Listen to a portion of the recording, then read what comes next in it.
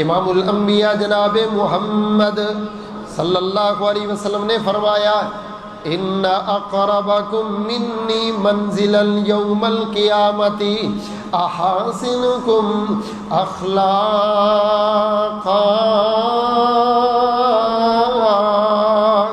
آپ نے فرمایا قیامت والے دن میرے سب سے قریب وہ بندہ ہوگا، میرے سب سے نزدیک وہ بندہ ہوگا، میرے پاس اور میرے ساتھ وہ بندہ ہوگا۔ فرمایا کائنات والو، دنیا میں جس بندے کا اخلاق سب سے بہتر ہوگا،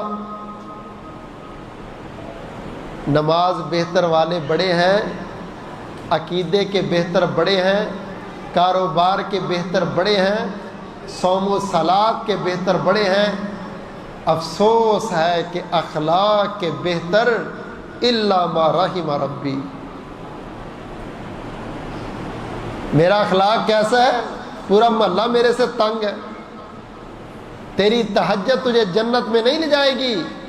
رو اپنی تہجد پہ بیٹھ کے، اگر تیرا اخلاق برا ہے۔ حضور نے یہ کہیں نہیں فرمایا کہ جو سب سے زیادہ رات کو مصلی پہ کھڑے ہونے والا وہ میرے قریب ہوگا، جب بھی فرمایا تو یہ فرمایا جو اخلاق کا سب سے اچھا ہے وہ قیامت والے دن میرا سب سے قریب۔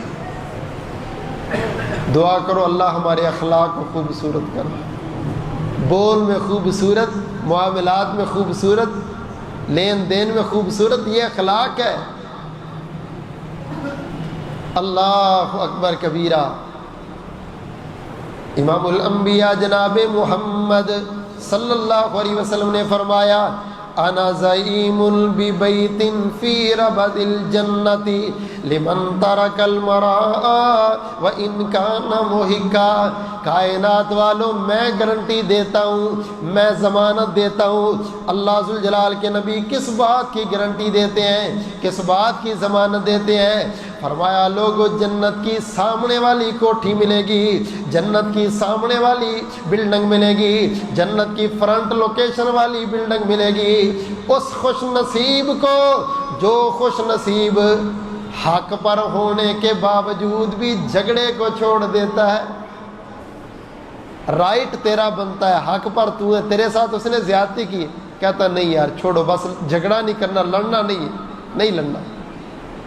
ادھر نہیں دے گا تو آگے جا کے دے گا، ایک ہی جملہ کہہ کے بات کو ختم کر دیتا ہے، ادھر نہیں دے گا تو آگے جا کے دے گا، لڑنا نہیں۔ اللہ فرماتے ہو یا آگے لینے والے، صرف یہ سامان نہیں ملے گا، تیرے جھگڑا نہ کرنے پر میں نے جنت کے فرنٹ پہ تیرے لیے کوٹھی تیار کروا۔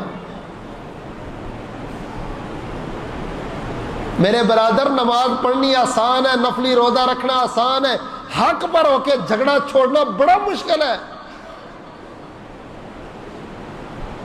بہن سے لڑنے والا، بھائی سے لڑنے والا، رشتہ دار سے لڑنے والا، پڑوسی سے لڑنے والا، یار اگر تو حق پر ہو کے جھگڑے چھوڑ دے تو اللہ کی قسم ہے عدالتوں کے کیس ہی ختم ہو جائے۔